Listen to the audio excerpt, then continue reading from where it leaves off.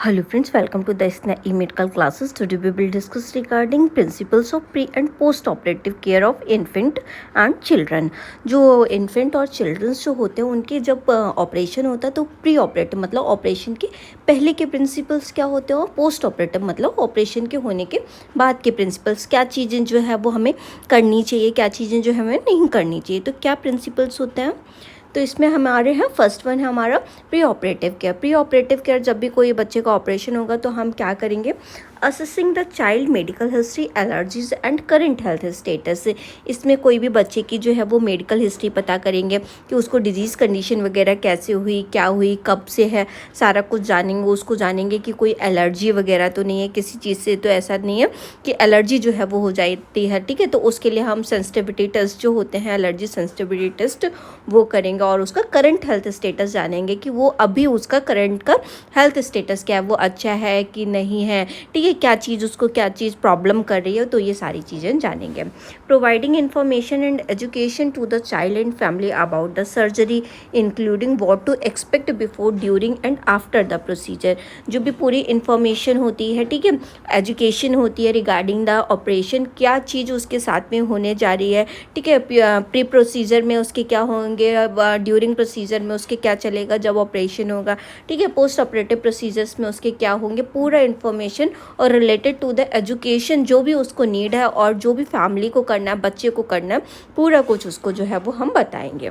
Ensuring the child follows pre operative fasting guidelines to reduce the risk of aspiration during anaesthesia. जो भी child का जो होता है उसको क्या रखा जाता है, नील पर ओरल रखा जाता है, कि मतलब मुंह से जो है वो कुछ फीड नहीं कराते हैं, तो 24 आवर्स तक जो है वो उसको एनपीओ रखा जाता है, जिससे कि उसको कोई भी एस्पिरेशन वगैरह के चांसेस जो है वो कम हो जाएं, ठीक है। तो कोई ऐसा का रिस्क तो नहीं है, ठीक है, हमें इंश्योर करना है, ऐसा तो नहीं है कि बच्चे ने उसको अपने मुंह से जो है वो कुछ ले लिया हो, पानी वगैरह कुछ भी जो है उसको नहीं देना होता। तो ये सारी चीज़ें जो है वो इंश्योर करनी है कि बच्चा जो है वो एनपीओ है कि नहीं है, ताकि कोई भी उसका रिस्क जो है ड्यूरिंग द एनेस्थीसिया टाइम पे कुछ एस्पिरेट ना कर ले बच्चा, तो उसका रिस्क जो है वो कम हो जाए। Administering pre operative medication as prescribe by the health care team. बच्चे को जो भी प्री ऑपरेटिव मेडिकेशंस जो होती हैं, जो भी हेल्थ केयर टीम, जो भी फिजिशियन जो भी प्रोवाइड करता है, उसको जो मेडिकेशंस उसका चल रहा है वो उसको मेडिकेशन लगानी है। एड्रेसिंग एनी कंसर्न और एनजाइटी द चाइल्ड और फैमिली में हैव अबाउट द सर्जरी। अगर कोई भी बच्चे का कंसर्न है या उसकी फैमिली का कंसर्न है रिलेटेड टू द सर्जरी, तो उसको उसके बारे में डिटेल में समझाना है कि ऐसे ये चीज़ हो सकती है, तो उसके बारे में कोई भी अगर कंसर्न रहता है उसका, तो उसको जो है पूरी एजुकेशन जो है वो रिलेटेड टू द सर्जरी जो है वो देनी है, ताकि वो लोग जो है वो एनसीएस जो है वो ना हों। नेक्स्ट हम बात करेंगे पोस्ट ऑपरेटिव केयर की। पोस्ट ऑपरेटिव केयर में जो है वो क्या करना है, हम monitoring the child vital signs, pain level and overall condition closely in the immediate post operative period. जो प्री ऑपरेटिव पीरियड में भी हमें सेम वाइटल साइंस वगैरह लेने हैं, ठीक है, और पोस्ट ऑपरेटिव में जो है वो भी हमें क्या लेने हैं, वाइटल साइंस, पेन लेवल, पूरा उसका जो है वो क्लोजली असेस करना है, ताकि उसकी ओवरऑल वेलबींग के बारे में जो है वो हम जान सके कि उसको जो है क्या कहीं दर्द तो नहीं हो रहा है, ठीक है, कहीं वाइटल साइंस में कोई फ्लक्चुएशंस तो देखने के लिए नहीं मिल रहा है, जिससे कि उसकी कंडीशन का जो है वो पता चल सके। Managing pain effectively through medication administration and comfort measure. बच्चे का जो भी अगर पेन वगैरह उसको कहीं फील हो रहा है, उसका पेन मेजरमेंट स्केल से भी जानेंगे। अगर वो कॉन्शियस है तो उसका बरवली भी हम जान सकते हैं। अगर उसको कहीं पेन वगैरह हो रहा है तो जो भी डॉक्टर्स ने उसको, फिजिशियन ने जो भी उसको medication prescribe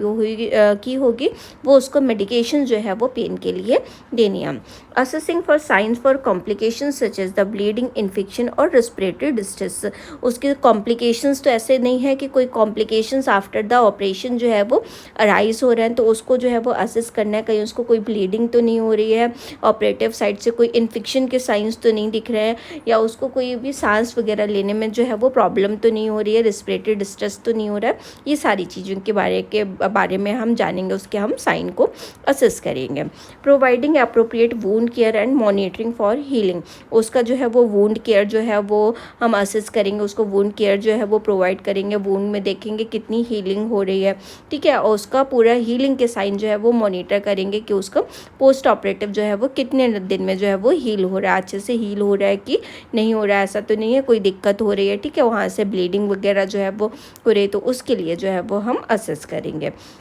ensuring the child remain well hydrated and nutritionally supportive post operatively, हम इंश्योर करेंगे कि जो बच्चा है वो वेल हाइड्रेटेड रहे, उसके अंदर कोई भी जो है वो वाटर वगैरह का जो है वो लेकिंग ना रहे, और उसको न्यूट्रिशनली जो भी अगर देना है, ओरली अगर दिया जा रहा है तो उसका जो है वो न्यूट्रिशन जो है वो पोस्ट ऑपरेटिवली उसका जो भी चल रहा है वो उसे मिले, ताकि जो भी रिक्वायर्ड फैक्टर है उसकी बॉडी में जा सके।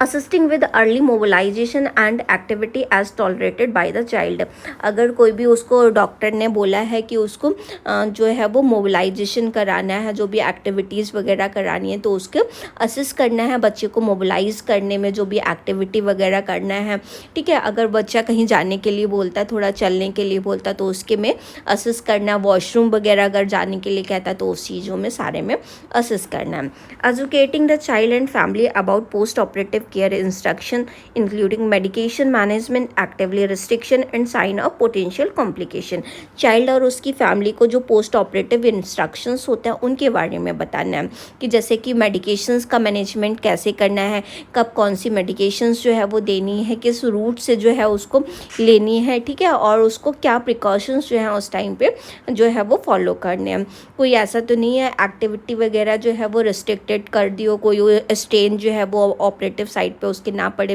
क्या एक्टिविटी जो है उसको करनी है क्या नहीं करनी है ये बताना है, ठीक है, और उसके कोई भी कॉम्प्लिकेशंस के अगर साइंस जो हैं वो अराइज होते हैं तो उसके बारे में क्या कॉम्प्लिकेशन आने के उसको चांसेस हैं, तो उसके बारे में जब बच्चे को और उसकी फैमिली को जो है वो डिटेल में बताना है। Providing emotional support to the help of child and family को विद द एनी डिस्कम्फर्ट और anxiety related to the surgery and recovery process, ऐसा होता है जैसे कि जब भी ऑपरेशन होने जा रहा है, ऑपरेशन के बाद में फैमिली में बच्चे में रिलेटेड टू द जो भी ऑपरेटिव चीज़ है, ठीक है, उसके रिगार्डिंग जो है वो बहुत ज़्यादा एंजाइटी प्रेजेंट रहती है, वो लोग बहुत डिस्कम्फर्ट होते हैं, तो उनको जो है वो उसको सर्जरी की रिकवरी प्रोसेस जो है वो कब तक हो जाएगी, कब तक बच्चा रिकवर कर जाएगा, उनको इमोशनल सपोर्ट प्रोवाइड करना और सारा जो है वो डिटेल एजुकेशन देनी है कि उनको न्यूट्रिशियस जो है वो डाइट कैसे लेनी है, क्या चीज़ें लेनी है, क्या चीज़ें नहीं लेनी है, और जो भी न्यूट्रिशियस डाइट लेनी है उसके बारे में जो है वो एक्सप्लेन करना है, जिससे कि बच्चे की हीलिंग प्रोसेस जो है वो जल्दी से जल्दी होती रहे। और अगर उनको इमोशनल सपोर्ट की भी रिक्वायरमेंट होती है तो उनको इमोशनल सपोर्ट जो है वो देना है, ताकि वो लोग एंसियस जो है वो ना हो।